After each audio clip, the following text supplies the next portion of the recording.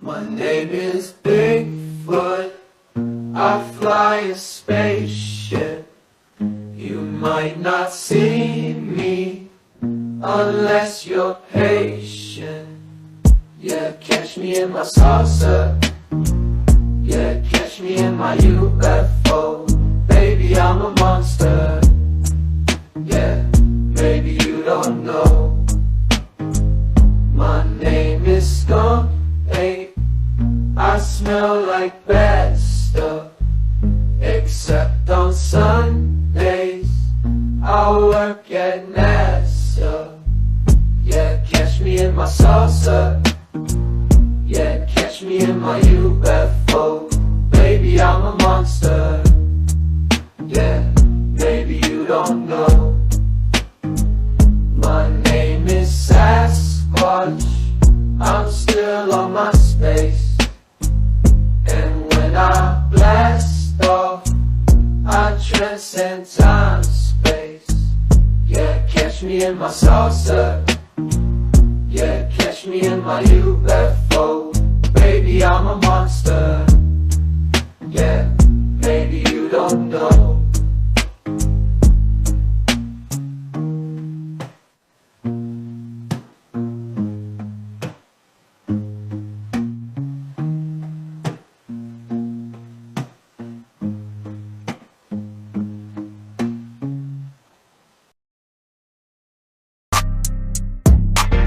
What you doing? What you doing, Bill? What you up to? Who you schooling, Bill? You got the money? You got the taste? You was on that plane to Little St. James? Yeah. What you doing, Bill? Yeah. Who you schooling, Bill?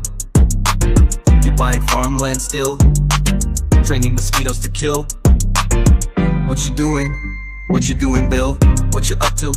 Who you schooling, Bill? You got the money? You got the taste? You was on that plane to Little St. James? Yeah. What you doing, Bill? Yeah. Who you screwing, Bill? You buying farmland still? Training mosquitoes to kill? You got the money, Bill? You got the taste? You was on that plane, Bill? To Little St. James? What you doing? What you doing, Bill? What you up to? Who you screwing, Bill? You got the money? You got the taste? You was on that plane to Little St. James? Yeah. What you doing, Bill? Yeah. Who you screwing, Bill? You buying farmland still? Training mosquitoes to kill? You got the money, Bill? You got the taste, Bill? You was on that plane, Bill? To Little St. James? Bill?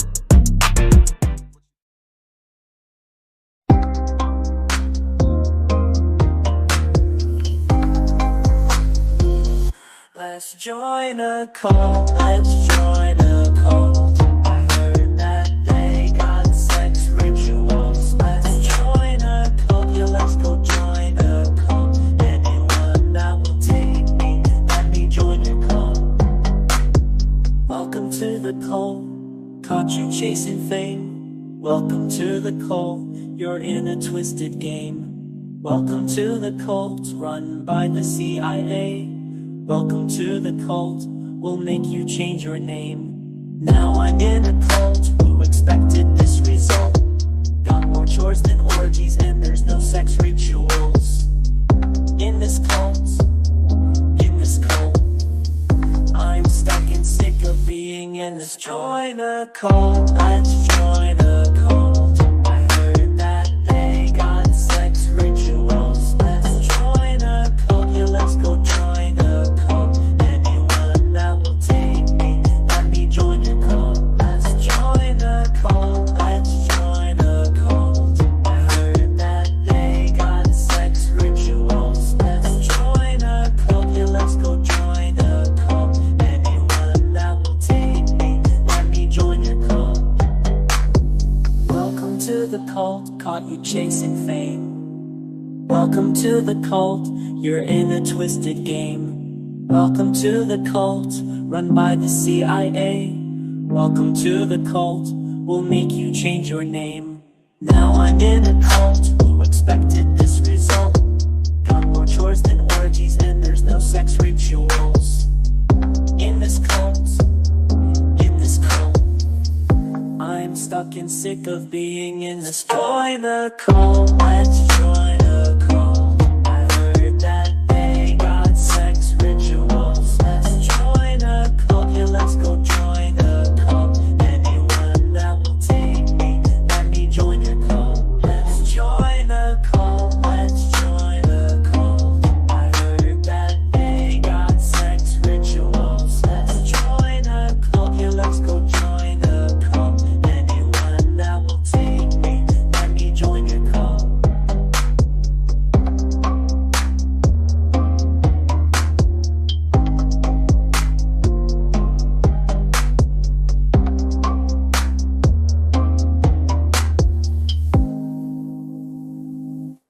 Let's join a cult, let's join a cult. I heard that they got sex rituals. Let's join a cult, yeah, let's go join a cult. Anyone that will take me, let me join your cult.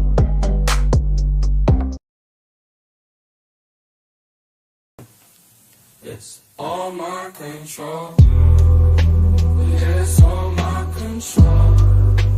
MK Ultra, let's go. Messages subliminal. It's all my control. Yeah, it's all my control. Everything you see and read, it's all my control. What you read, what you eat, where you sleep, who you read, the things you see in movies, TV, anything you think is free. It's all my control, all my control.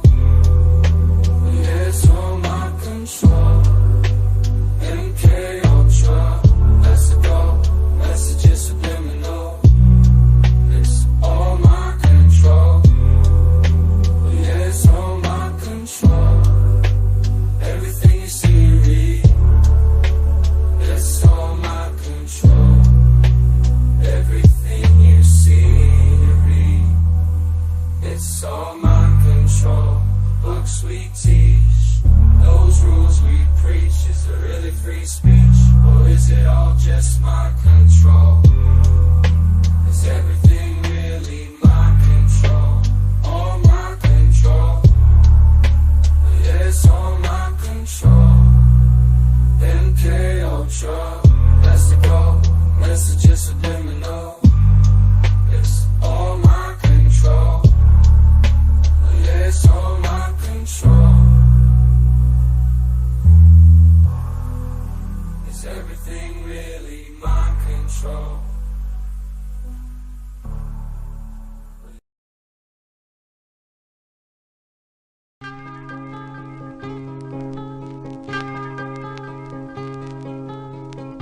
What about the youth today? What about drugs today?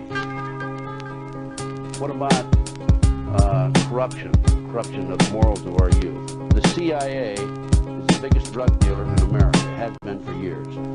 You want documentation on the drugs being flown in plastic bags in the body cavities of the dead GI? Look at Time Magazine, January 1, 1970.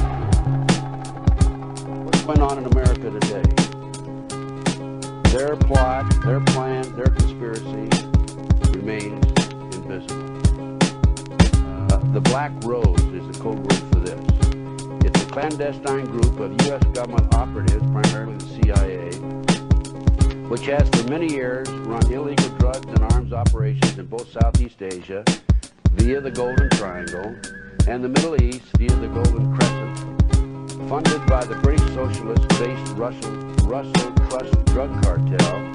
The Black Rose's current chairman and co-founder is an individual known as the White Rose, or GHWB, a known bisexual pedophile and CFR, Council on Foreign Relations conspirator.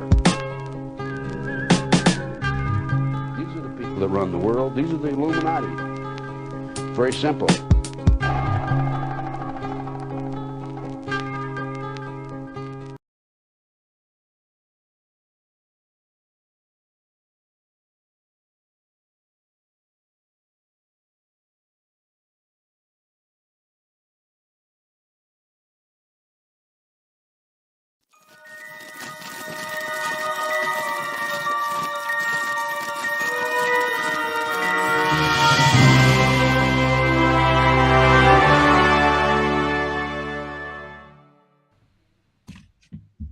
Hello and welcome to Creative Chaos. Happy Thursday. And biggest debate to ever be hosted in our entire lifetime's most important debate. And that is why we are starting at 5 o'clock this week. I'd like for anybody that's popping in to check out Creative Chaos to enjoy our interview with our guest tonight, and then stick around for the FCNN, that stands for Flip City News Network, coverage of the live debate at 6 o'clock when we drop YouTube. So if you happen to be over on YouTube, at the end of our interview tonight, I will be dropping links to the alt platforms where we're not going to be taken down for playing CNN. So, Creative Chaos is a show created to put a spotlight on fascinating people creating fantastic things outside the mainstream. And we've got a good one for you tonight. But first, Creative Chaos is always sponsored by my favorite magazine in the entire world, Flip City Magazine. Here, I don't have our latest edition. Here's one from last Christmas. It's got Weird Al Yankovic in a manger. We have just sent our 21st edition to print, and that is the big news of the day. What you can do if you're interested in getting that 21st edition, you can subscribe through the end of June and it will be part of your subscription. And you can do that at flipcitymag.com. We've got a lot of really funny stuff. Our lead parody is parodying House of the Dragon, and the title is House of the Elon. And he is first of his name and king of the handles. You're not going to want to miss that parody. It's really, really, really funny. And it had, so it follows Elon Musk and Malay comes in. He has a decent part in that as well. It's a very funny parody. So that's flipcitymag.com. Subscribe and you will get volume 21 as part of your subscription. And then July 1st, I will be posting it for a pre-sale. We keep the pre-sales up until we have the actual physical magazine in our hand, but it is at the printer right now. So that's coming right around the corner. And I, right now, would love to show off that I have a sidekick, and his name's actually Batman. So let's bring him in. Woo-hoo! Hey, Batman, look at you are decked out and you might be muted. I am muted. Yes, I was. But hey, Batman is in the house. We're here tonight to talk with a good friend of mine who I've known for quite some time, and turned on to Christy, and they both already have been on his show, and now we got him on our show. Exactly. I don't know why you had to sound like you were some kind of anti-hero. A villain, you mean? A villain, yes. Hey, did you hear the news that CNN tonight is actually putting a delay on the broadcast so they can edit? No shit. I did not hear that, but I'm not surprised because CNN is the cucked news network. They are cucked between the lights. Snip. Well, I'm going to tell you over here at the FCNN network, when we go into the debate, I'm putting a 10-minute delay on so we can add the wettest fart sounds. There you go. Well, What I'm going to be doing in real time while the debate is going on is I'm going to be tracking the Dilly meme team because they're going to be throwing out hashtags in real time against whatever Joe Biden actually says. They're going to steal the narrative away from Joe Biden and the CNN network and those cuck idiots that claim to be the Democrat Party. Oh, nice. It looks like Cause already has maybe your Twitter feed, or nope, looks like the Dilly meme team Twitter feed. The Dilly meme team Twitter. Yep, that's it. Yeah, that's so the Dilly meme team page, because that stuff's going to be popping up as it goes on. That's going to be really fun. I think it's going to add, a little layer of stuff we can do commentary on during the debate. I think we're going to see how it goes. We're going to be chaotic, just like the title of the show is, I think. Absolutely. All right. So, Batman, is there anything that people that are watching the stream right now should do? Get themselves something to chew on, get themselves something to drink, put their feet up on a pillow or a table somewhere, kick back, relax, and enjoy the show. And then maybe like, share, and subscribe. Oh, right. I'm sorry. That's what you meant. Hey, guys. I like what you said, Bill. If you're on Foxhole, click that red pill. If you're on Rumble, click the thumbs up. If you're on DLive or any other streaming service, wherever it's got a positive marker, hit that positive marker, that thumbs up. Let them know that you love and support Creative Chaos, Flip City Magazine show. So check us out. Make sure you get out there and click those positive markers. Thank you so much. You're I actually kind of preferred yours because, you know, I love that I've kind of given you the job of like asking for the likes and shares, because to me it's like it's just everybody does it, and I don't know, because well, there's also people out there that are saying, "Throw me gold pills, please, please, throw me gold pills. I need gold pills to survive because I have no income because I rely upon your money to stay in business." Hey, fuck that. I'm sorry. Flip City relies on other people's money to stay in business. So do you with your pet hotel. Yes, but I'm not doing it as a streamer. I'm not doing it as a streamer, grifting the audience. I know what you're saying. Ooh, like Aaron's show doesn't grift. No, I've never. Aaron brings you. I'm sorry. Go ahead. Yeah, no, I have not heard Aaron begging for monetization from his viewing audience, which, by the way, that is our guest tonight. And may I read him in, or do you have any other thoughts before we read him in? Please read in our guest. All right, let's bring Aaron in. But first, let me read him in. Creative Chaos guest Aaron Moriarty is an endlessly fascinating guy with tons of life and work experiencing, running the gamut of creativity from starting his own conspiracy show before it was cool via cable access, all the way to being an Elvis impersonator. He was a game and toy designer for Hasbro, and now independently and designs and sells his own. Aaron also hosts Truth Quest, where he takes his audience on a quest for truth together and mixes it up by sharing uplifting content. Oh, and hanging out with the chat.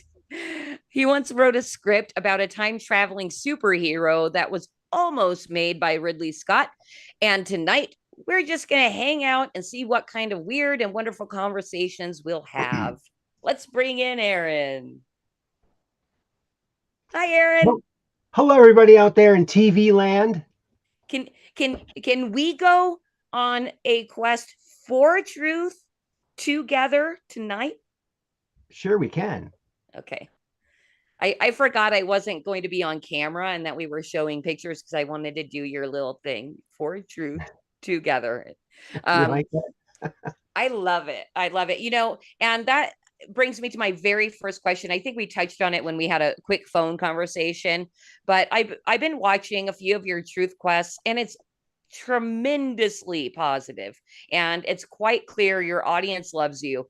Now, how do you remain so positive while finding more and more truth? Because it is kind of dark and terrible, and it seems to black pill plenty of truth seekers. How do you stay positive? Well, gee, that's a pretty good question, but I think it just goes back to the way I was raised, and both of my parents were kind of goofy, you know, and my mom, one time I came to my folks' house with a friend, and the friend had some garbage, and she said to my mom, "Marge, where do you keep your garbage?" And she said, "Keep it? You mean we're supposed to keep it? Why, we've been throwing it out for years." So when you grow up in an atmosphere like that, I mean, it's everything is equipped. I mean, it's like never ending. And I don't know. I think that the reason we're on this planet is to bring joy. And so that's why I try to bring joy. And even when I go to Walmart, and now they got the big screen TV, you can see yourself on TV there. Mm-hmm. And so as I walk in, I wave hysterically and move my legs around. Hello, everybody out there in TV land. And we're on TV. Wow. And people, sometimes they look at me like I'm strange. Other times they laugh. And that's just all worth it to me. I mean, who cares what people think? You're making people laugh. And that's why we're here, I think. Yeah, I was watching Roseanne Barr's more recent, or one of her more recent. I don't know if you watch Roseanne, her I podcast. have watched her. I haven't watched her recently. Yeah, and that was something I even forgot what the first thing, but her guest said there are two of the highest callings, and I think one of them was seeking for truth and letting people know about it, and then the other one is making people laugh. And he basically said, I'm terrible at making people laugh, so I just search for truth and and let people know about it. And I think I kind of agree. Yeah. Yeah, basically my show, I just go through my book of faces timeline, Facebook, and my Twitter X timelines. Before I did that, I was taking stuff and putting it all together. I realized I'm taking this all for my timelines. Why don't I just show my timeline? And I have a lot of very funny friends that post funny stuff, and I just get a charge out of that. And I just think that's, and I think also when you're laughing, it's good for your health because your body's like, hey, look, he's laughing. He's found a reason to live. Let's keep these organs working. I think that it's really good for your health to laugh. I think a lot of you know muscles get worked that usually don't.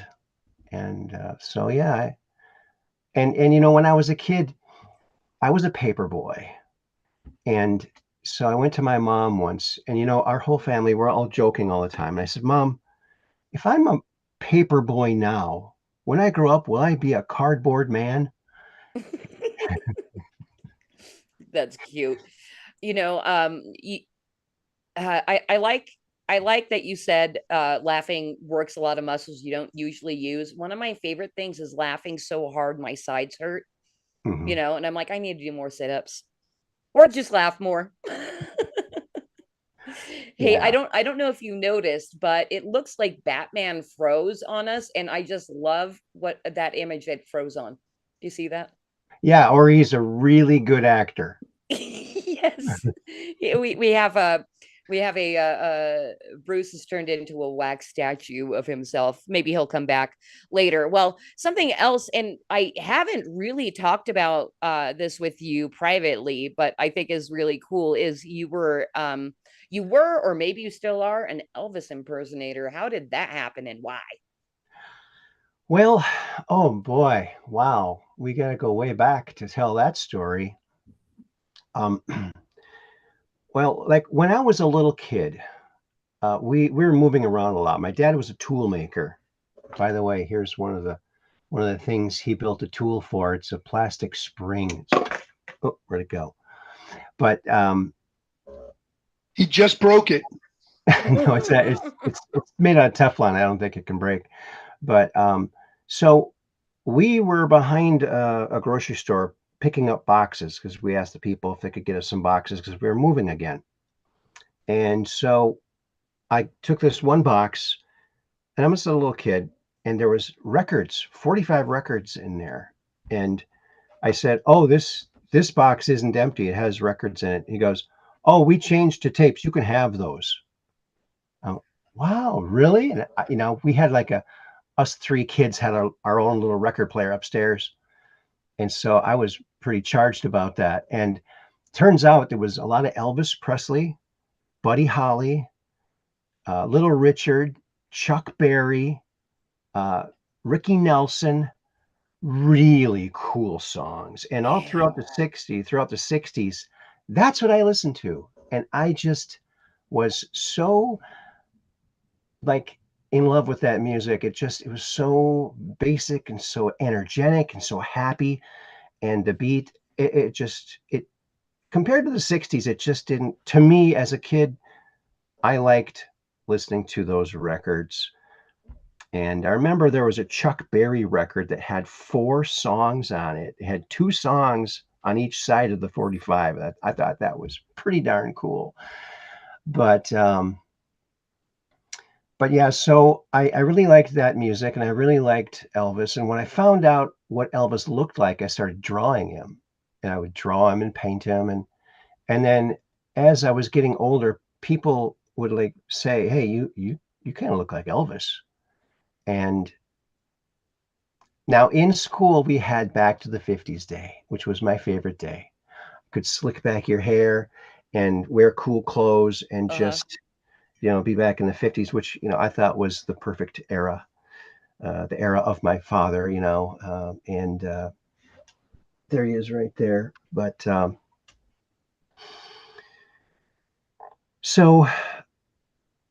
and every morning I would comb my hair like that, and I'd always chicken out and just, do the same kind of hairdo everyone else had. I didn't want to get teased. But the day after graduation, I started wearing my hair like this 24/7 every day. And I was going to be Elvis for a Halloween costume. And my fiance at the time, her mother was a seamstress, and she made me the gold lame suit. And oh my gosh. I know, it was like so cool. It was really, really cool. And so I think I won second place at the contest or something like that at the place I went to for the costume. But then it's sitting in my closet, just gleaming, going, man, that can't just sit there. This can't just sit in a closet. And then I was in the suburbs of Minneapolis at the time, and there was a radio station that was having Elvis look-alike, sound-alike contests. And so I started doing those. And I always came in second place, and a black guy beat me once. Now, he was really good, though. Okay. And whoever had the most friends in the audience clapping, that's who won. I unfortunately, I never had enough friends there. So, but at one of the events, I didn't win it, but I was approached by these people from a lookalikes company, and they wanted to hire me. So I did, and I ended up doing like 90% of their Elvis work, even though they had like 13 Elvises. Okay. So And you were first place of that company. Yeah, I was. Nice. And my boss, who did a Cher impersonation, she knew I was a Prince fan. So when Prince contacted them, they wanted an Elvis for a video. She sent them a video of me, and he said, no, I don't want that guy. And she kept sending it because I was always the one everyone picked, but he didn't. He wanted the fat Elvis to be dead in the bathroom. So I'm glad I didn't get that part. Okay. I am still a big Prince fan, though. Met him a couple. And well, speaking of that, you said you had met Prince twice. Well, I know probably one 3 time. I know the first time was in a bathroom, and you didn't know that it was Prince because he was so short. Yeah. He was so short, and I thought, who's this short guy trying to look like Prince? He's got like a faded purple trench coat with square studs in the shoulders, obviously hand put in. And I'm thinking, who's this guy trying to pretend like he's Prince? And we were at the mirrors, and I was combing my hair because at the time I used Brill cream, and you got to comb your hair all the time with Brill cream. So I was combing my hair, and he came, and he was looking in the mirror and doing stuff with his hair, and he gave me the cool look. I gave him the cool look, and I'm thinking those things. I didn't say anything like that, but then he kind of was done at the mirror, and he walked out, and all of a sudden, as he walked out, like 4 or 5 very large bodyguards, surrounded him as they left. I went, holy crap, Prince is short. That's so funny. Hey, why do you think he had to wear those heels? He had them on too. He had the high heels on. I think he was like 5'3" or something like that. He was really tiny, and Yeah. he wore like 6-inch freaking heels to lift him up. So he'd at least be 5'8" or 5'9". It's crazy. No, he was 5'3" with the shoes. No. Oh yeah. Oh yeah. Oh yeah.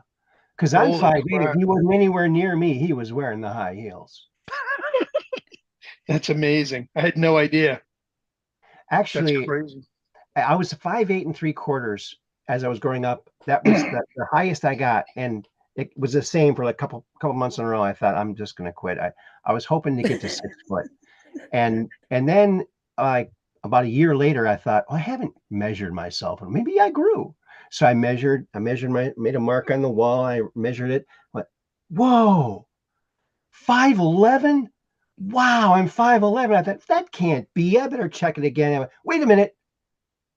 I'm sticking with that. I'm not gonna check. So my license says 5'11". However, I might not be. Just saying. You've never checked ever since? No, why would I? I'm 5'11". That is so funny. He's the same. He's the same size as DeSantis with the lifts in his boots. Actually, Elvis was 5'11" in the Army, but he was 6 foot in Hollywood. So figure that one out. That's only 1 inch. Hollywood's a joke. Come on, we all know Hollywood's fake. They could lie a lot better than that, though. 1 inch. Come on. Yeah. Anyway, so that's how I got into doing Elvis, and it's been a real joy. I got to actually share the stage with Elvis's first drummer, DJ Fontana, who was just a really, really super nice gentleman, and I actually got to eat lunch with he and his wife at the venue that we were all staying at for the Dwight Eisenhower's Blue Hawaiian contest out there in Marietta, Georgia, and it was so fun. And DJ told some stories about Elvis. I don't know if you want to hear one of them. Sure. He said that back in the 50s, they didn't play a lot of songs. They played 3 or 4 songs and they'd pack up and go to the next town because they didn't know how long this rock and roll thing was going to last. They wanted to get as many, venues in as possible per day. And so sometimes Elvis liked to drive. A lot of times he was driving, but sometimes he was just too pooped out from his performances, and he would sack out in the back of the Cadillac. And so one time he was sleeping in the back, and it was cold out, and the heater was on, and he took his shoes off, and the shoes were on the floor by the heater. And apparently Elvis had real stinky feet, and it was stinking up the whole car. And so DJ took the shoes and threw them out the window into a river. And when they got to the venue, Elvis is like, "Man, where are my shoes, man? Where are my shoes?" He goes, "Oh man, I threw those out the window. He was stinking up the whole car." What am I gonna do? Don't worry, I'll get you a new pair of shoes. So he got him a new pair of shoes in the next town. And Elvis didn't say anything about it till about like a week or 2 later. And they were backstage at another event, a gig, and DJ was putting on a new black silk shirt. And Elvis goes, "Hey, DJ, is that a new shirt?" He goes, "Oh, yeah, I got it just for the show." I said, "You like that shirt pretty much, don't you?" He goes, "Yes, I do." He ripped it off his back and he said, "That's for the shoes." Hey, so when you were doing the Elvis stuff, were you singing or was it always just like going and hanging out? Yeah, I was singing. Oh, great. And what do you think is like the highest profile party or event you did as Elvis? Well, I did a wedding once. It was really nice. That was the highest amount I got. But I did a gig at the State Theater in downtown Minneapolis on Hennepin Avenue. The historic State Theater. It's just gorgeous inside. And it was for the, I think it was for, gosh, what was it? Some beauty pageant thing where they celebrate winter, and it's like the Winter Queen or something like, I can't remember what it was, something like that. But that was packed. That was probably my biggest event, the State Theater in Minneapolis. Very nice. Well, who doesn't like a good theater, right? Yeah. Well, let's move on to your career a little bit because I'm curious about how you started working for Hasbro. And I know I did look up and find what your degree was in, but now I have forgotten because I didn't write it down. But how did that all happen? Well, I don't have just one degree. Oh, no, Okay. no.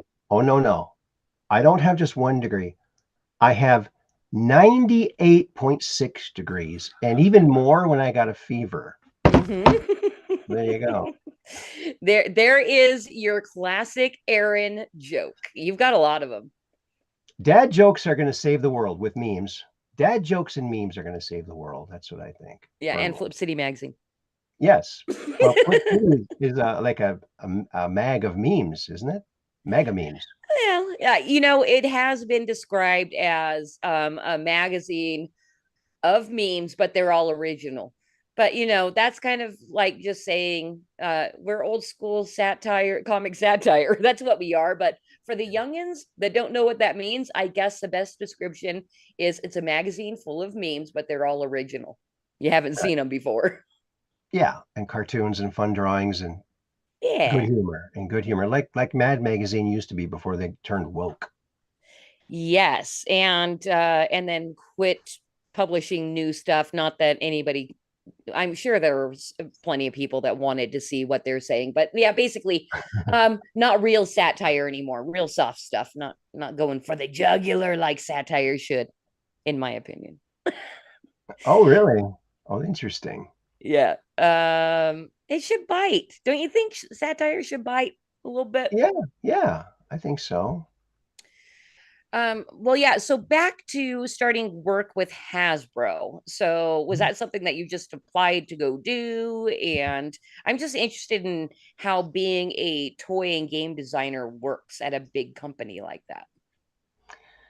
Well, yeah, but before I was at Hasbro, I worked for some other firms before that. Custom Concepts Incorporated, where it was a toy invention firm where we invented toys and premiums for like McDonald's, Happy Meals, the toys that go Oh, inside, cool. or the uh, cereal box toys, stuff in the cereal box. So we designed a bunch of that and toys at Custom Concepts. But before that, I was with a gentleman and his wife with Team Windsor, which was Charlie Gersh and his wife Maria, and they were inventors in St. Paul, Minnesota, and they had some very big hits under their belt, and so they sold my first concept, button-ons, which Play School picked up, and then later I ended up working at Play School, and that's when I worked at Hasbro. Was in the Play School department.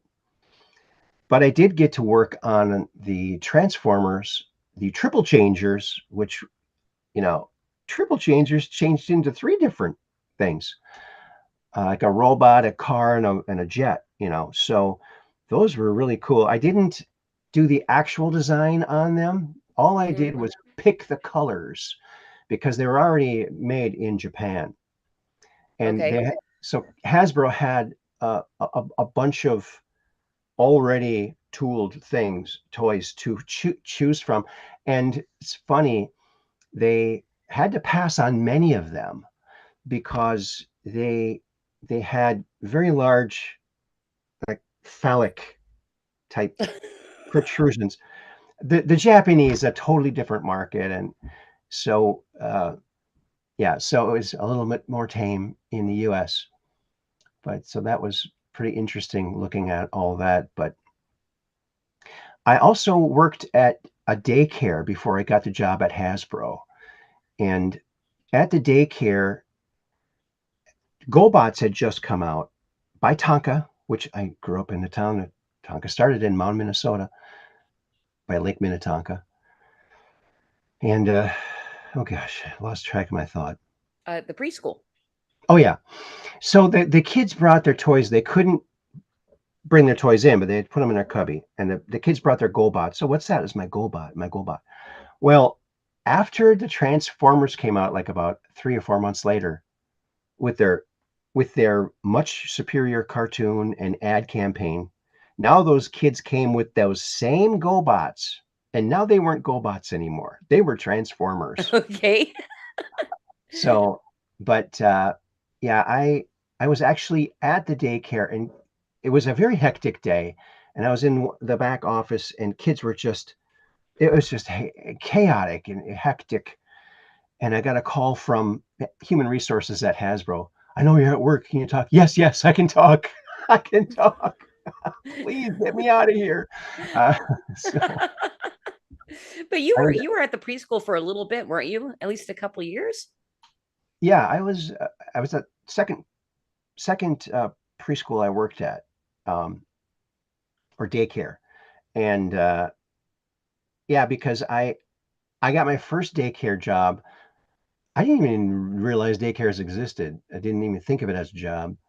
But so in the early 80s, way back, way back before the turn of the century, there was a recession going, a pretty severe recession, and nobody was hiring.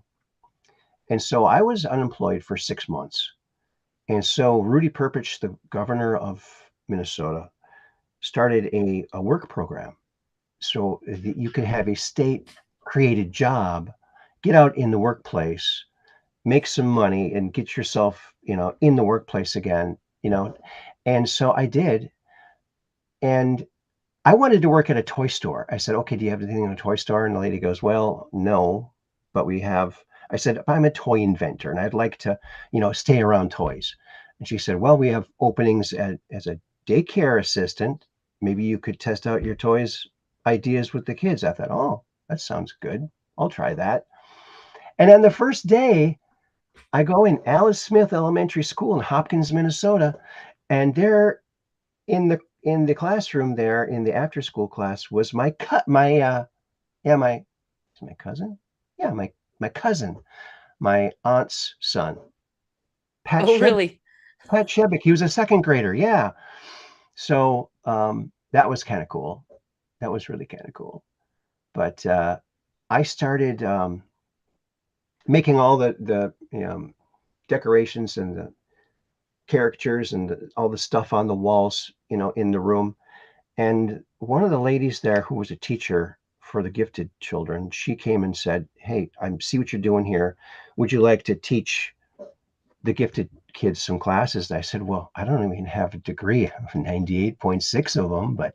And she said, well, I can see what you do. I know you can do it. So I would love for you to do it. And so I got to teach 2 classes that I wished I would have. I was waiting for when I was a kid and never happened. So if you see a wrong, you got to write it. So I had a chance to write it, and at least for this group of kids. And I did a class on cartooning and a class on inventing. And so the kids were really, really charged about that. They were second graders, and it was really fun. They had some great ideas. So yeah. I had recently seen that somebody had done, and it was admittedly just not a Facebook reel, but an Instagram reel, but it was talking about a study that was done, gosh, maybe like I think in the 80s, maybe even the 70s, because somebody was interested in knowing how genius works. So they took a large group of kindergartners to measure their genius by creativity and how creative they were. And it turned out 98% of 5-year-olds are geniuses. But by the time they graduate high school, that has dropped to 2%. Because basically the public school system just beats it out of you. And that's why the gifted kids, I guess maybe they've just held on to it long enough and had it recognized where they get to have those classes like what you did, Yeah. They were encouraged by their parents. Now, my mom is an artist, and she did a painting. And I came across it in the eaves once, and I said, Mom, what's this? She goes, that's a painting I did. It was like a swooshing painting of space. And she said she wanted us kids to think that there's no boundaries. We could achieve anything. So that's beautiful. Yeah. So yeah, I think that the kids whose parents nurtured that and encouraged it, for sure, that's what happened. Yeah. But now, as part of that state run program that I took that job for, I think I was making $4 an hour or something like that. Also, we went through this training on how to interview, and we did mock interviews and to writing our resume. And it was that resume from that state-run program that got me my job at Hasbro. Nice. Yeah. And the suit I wore for my interview when I flew out there, boy, my arms were tired.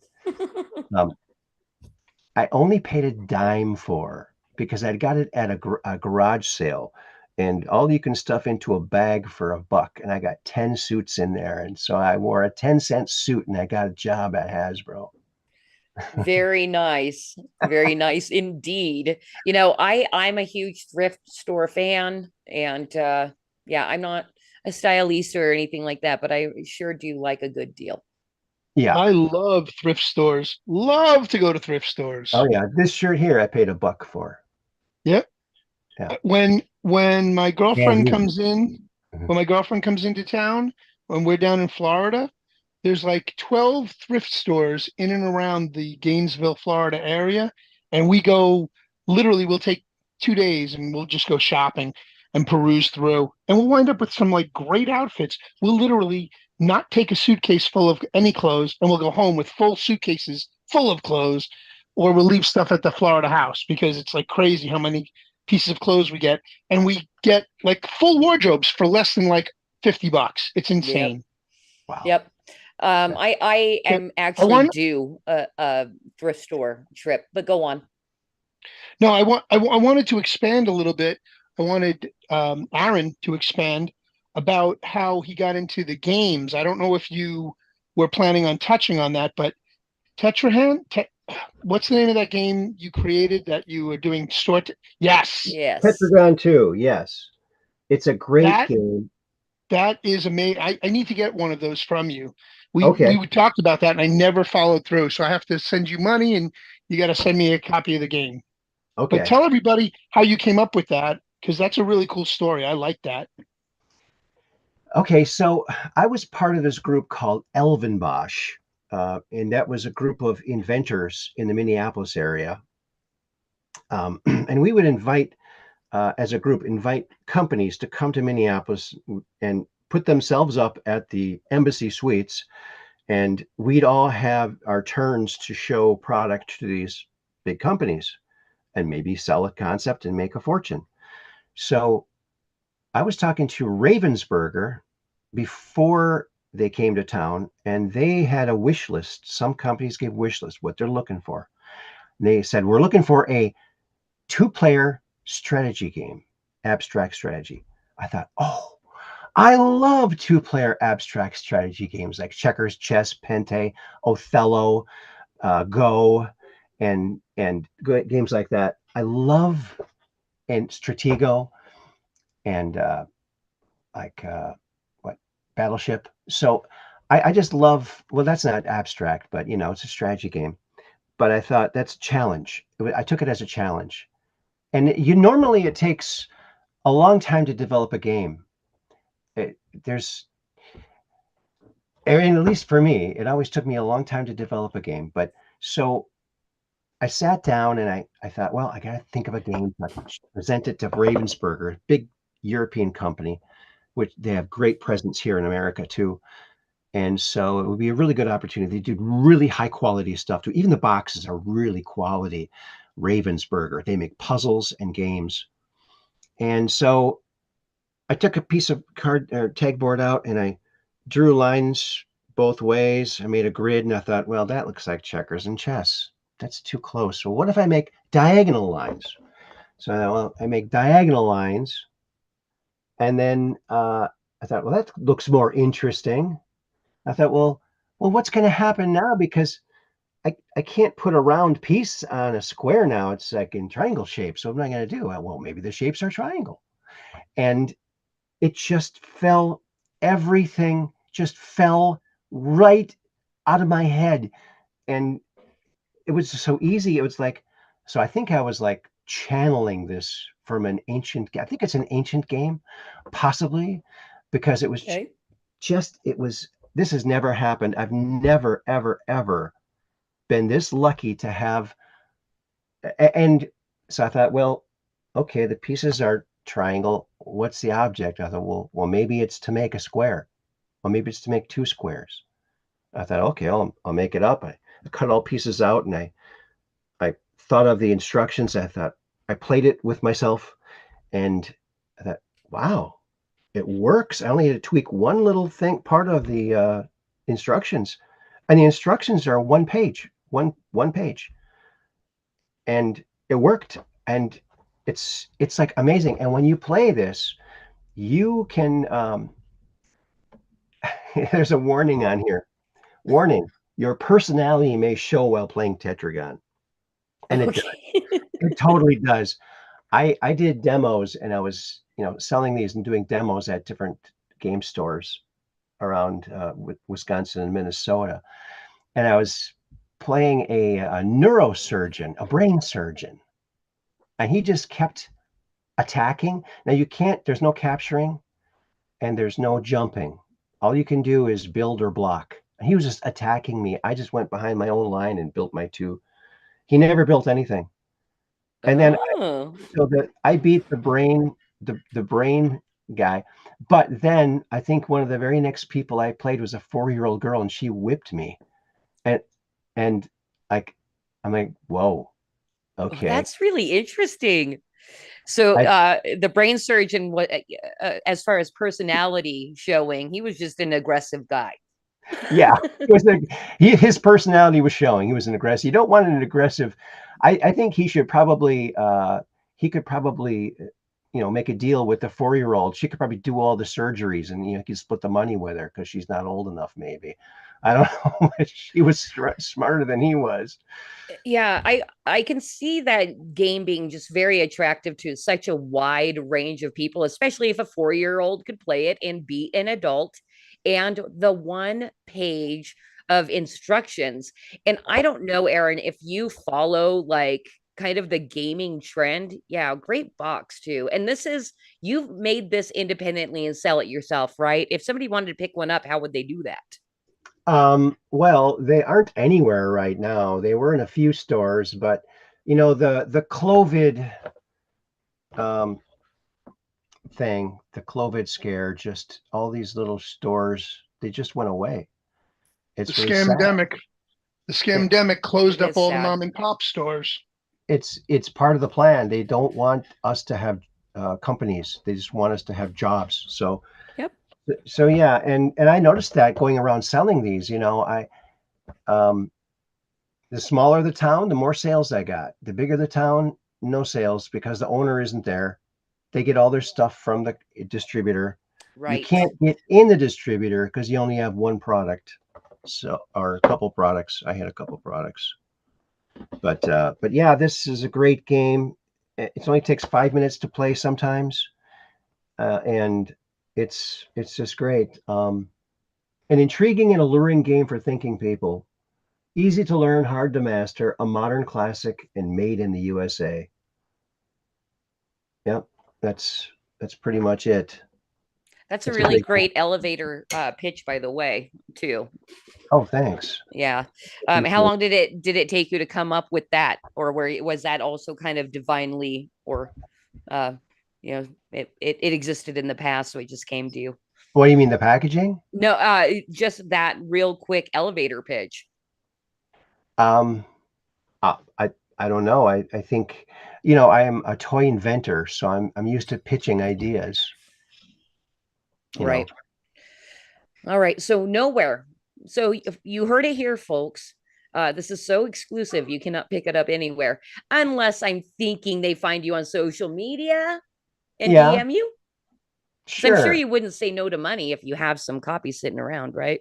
I have, and now there's a very limited supply left, and I would have to do a reprinting to do more, but I do have some, so I don't have a great deal.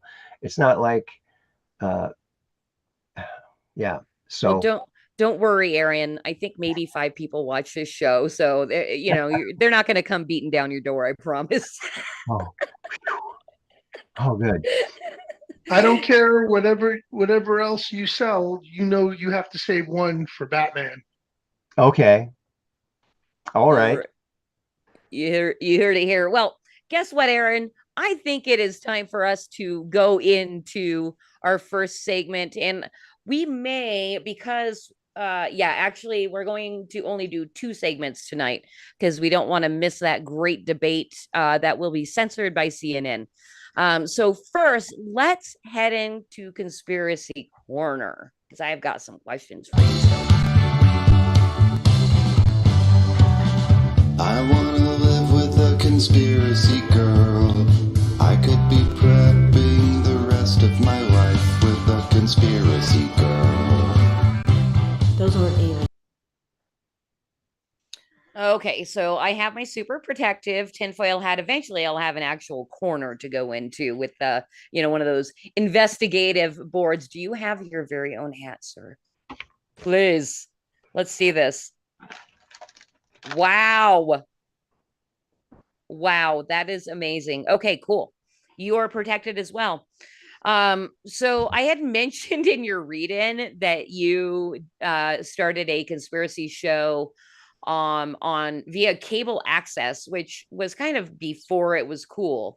I'm wondering what it was like being a conspiracy theorist way back in the day when you didn't have, I would think would seem way more like a nut job than now.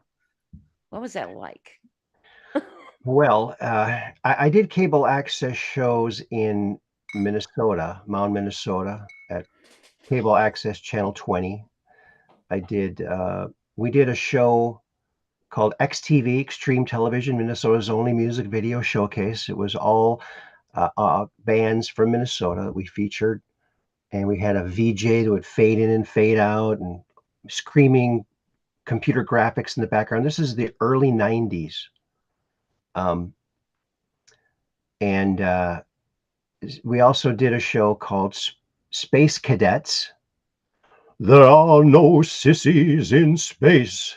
So it was a space drama, kind of like a Star Trek or Star Wars type of a scenario. I was Captain Aaron Jarrell of the SS Clinton, flagship of the coalition fleet, protecting the asteroid belt from marauders and pirates. So, and then I moved out here to Dork County, Wisconsin, Dork County, one of the top 10 vacation spots in the US. And I wanted to continue and I also did a show called Commercial Break back in Minnesota, which there were fake commercials like lens crackers, and we can crack your fine, high quality eyewear in less than an hour. But in Sturgeon Bay, they didn't have a cable access channel, but there was a lot of money in the kitty for it. So I got on the board of directors, but I ended up quitting out of disgust because nothing ever happened. I was the only one doing anything, and everything I did, they undid the next meeting. I think they were trying to get me out because they were trying to get that money at 200 grand in there. And I just wanted cable access, Right.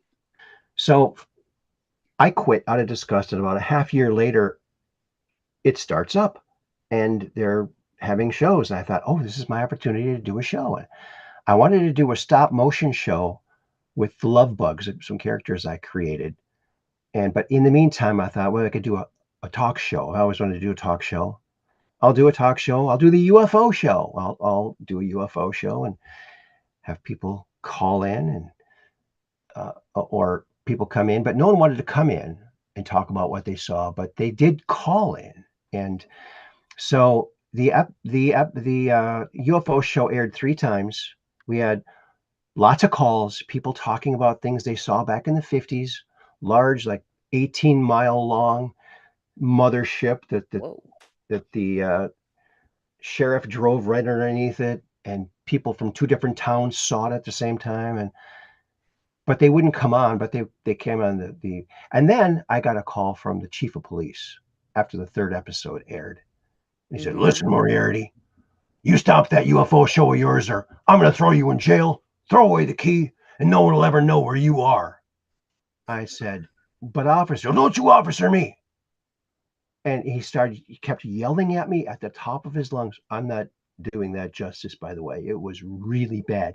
And I only lived a block and a half from the police station. So I lost sleep. I didn't sleep for a week because I thought he was going to come and shoot me. But that's how it was back in the day. And then I filmed one more show, and I wasn't going to let that stop me. And I brought the tape to the drop-off place. One of the members of the board I used to sit with, and he called the cops on me. What? And the cops came and they said, "Why are we here?" I said, "I don't know. I'm just dropping off a video like it says to do." Uh-huh. And they just left. Like, Wow. he goes, "I wanted you here in case something happened." Well, What's what going to was happen? What am I going to slap you with a videotape? No, I wasn't going to do that. right? Wow. Yeah. Well, you know what was it that inspired you to do the UFO show of everything? Because you're a creative guy. I'm Hmm. sure you had plenty of ideas, but why the UFO show? Because this was in the early 90s. There was a lot of TV shows about UFOs, and I had just seen a UFO. Um, Actually, it was the mid 90s. I saw this exact UFO in the skies over Chippewa Falls, Wisconsin, and it was darting at sharp angles and stopping and not moving at all, and Hmm.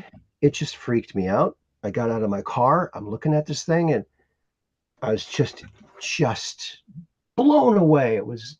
It totally freaked me out. And so I'm looking at this thing, it's darting around, and I start to get this really weird feeling like I'm not supposed to see this, like you're not supposed to see this. Um, Not really words, but that feeling kind of came across. Uh-huh. And I thought, wait a minute, I got my video camera in my car. So I grabbed my video camera out of my Fiero, and I hit the thumb. It was a Sony Handycam. I hit the thumb button. It powered up, and then it powered down. I did not get one single frame of this awesome UFO in the clear daylight, 3 in the afternoon.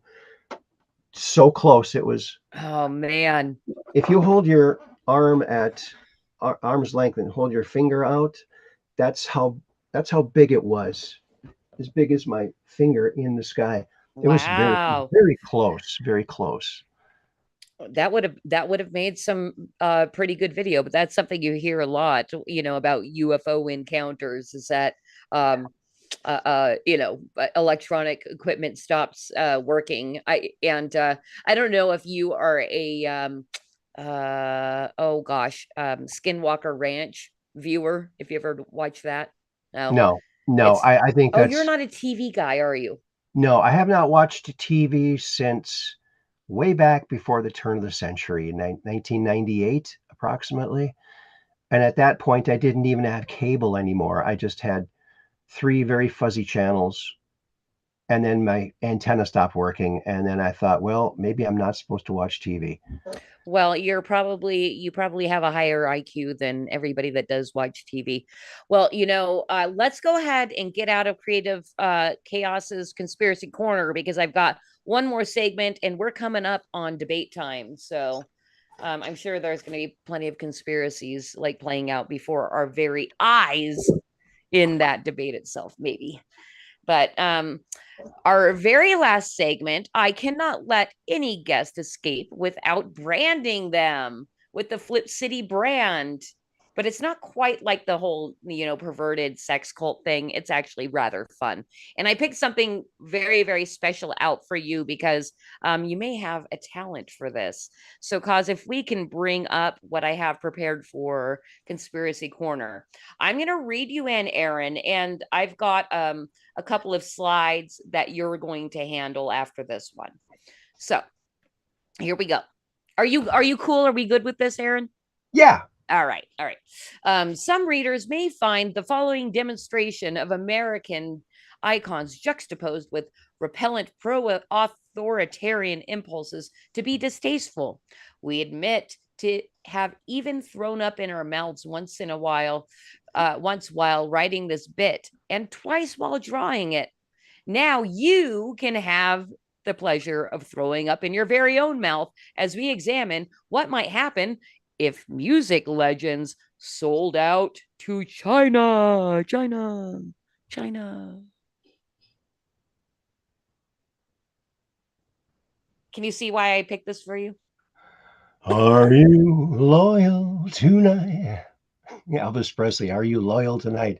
Do you? Are your values upright? Do you follow dear leader's decrees? Will you say you were wrong for supporting Hong Kong? Or will we have to break both your knees? Oh, ouch. Are the straps on your gurney fitting you fine? Can we cut out your spleen and sell it online? Oh my goodness. I hope you don't.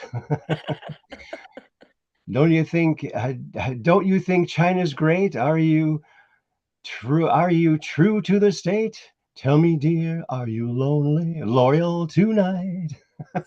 Sorry. Aaron, I feel like I need to apologize because you're such a nice guy, and we go a little spicy. That's okay. On our spice scale, this is actually a medium. Okay. A medium spice. And I don't know, can you do Ray Charles? I don't know, Batman, if you want to take this, you can. Batman can do this better than me, I bet. Batman, you want to try the Ray Charles? All right. China, China, no endorsement deals can I find in the US, so I've got China on the line. China, oh China, your name rolls off my tongue. Love that egg foo young, 'cause I got China on my mind. You know what? I'm gonna have to line cause up with some like applauding, cheering for a performance like that, where he can choose if he wants to play that sound effect. All right, so that does it. We've got one last slide. And like those old, we're trying to sell you lots of music commercials, other things you can find in our in this piece are Aretha Franklin's I Support the CCP and Johnny Cash, A Man Named Z.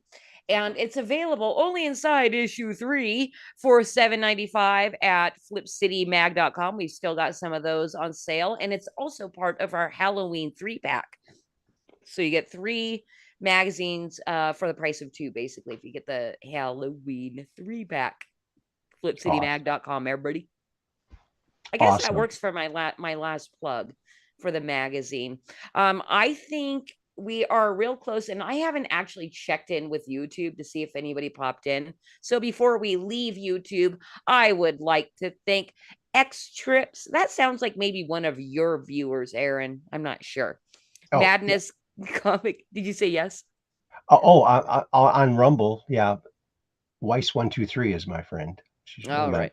Oh, very, very good. So X Trips checked in near the beginning and said, "Ree, Saxon Creative, a friend over on Telegram, sent some kangaroos." And Madness Comic Network, who I got to give a shout out to. We do replays of Creative Chaos every week over on Madness Comic Network. And one of my mods, great Great Hater says, he, howdy. And George Washington X said, early start tonight. I like Uncle Bruce. You're Uncle Bruce now? I didn't know. He's muted. I love that our viewers that come back to watch. I guess I'm Uncle Brucey. I also love Uncle Bruce. And of course Cosmic in there being a wonderful producer and making sure nobody feels left out, saying hello to everybody as well. So thank you, Cos, for checking in with the chat tonight over on YouTube. And then I am not sure if your friend and you said that was Weiss123 said hi, Aaron, over on Rumble. Yep. Not sure if you stuck around for the whole stream, but if you stick in there even longer, we are not dropping Rumble because we are going to be doing our very own Flip City News Network panel, live debate commentary. It's going to be fun. I'm expecting that we're going to goof a little bit tonight, but we do have to drop YouTube first. Before we leave YouTube, are there any parting messages you'd like to bestow upon the YouTubians? Bruce. Can you hear me now? I can. Okay. And see, I got the mute here and I got the mute here on the phone. So I got to be careful. Sometimes I double mute myself because I start coughing and I'm like, quick. Anyway, thank you all for joining us this fine evening. Carry on with us, not here on YouTube, but on foxhole.net, on Rumble, on DLive, on all the other streaming platforms. Nope. I'm dropping the links in all of in the YouTube chat, but we are on Rumble, Twitter, and Pilled. And remember, I'm not Uncle Sam, I'm Uncle Bruce, or better yet, I'm Uncle Batman. Make sure you watch that debate and you root for Donald J. Trump. Yeah, motherfuckers. All right, I love your energy, Batman. You're awesome.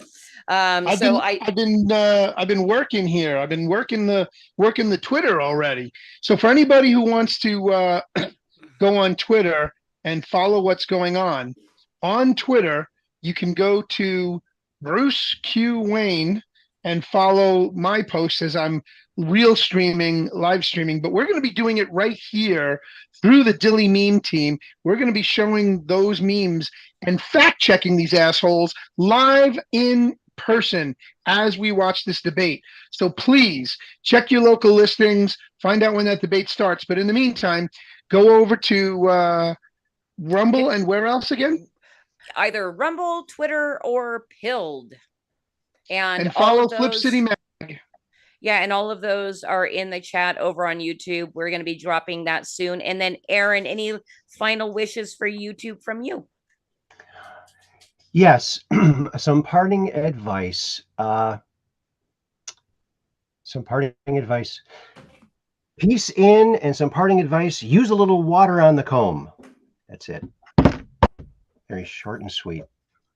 That works for me. And then, of course, anybody still watching over on YouTube, I would highly, highly encourage you to go subscribe to Flip City Mag at flipcitymag.com because you are going to get the most recently published, still waiting to get it hot off the presses into our hands, volume 21, if you subscribe before the end of June, and you've only got a few days left to do that. And on that note, I think we should say bye, YouTube. We're not sad that we're leaving, except for you viewers. Check us out on other platforms.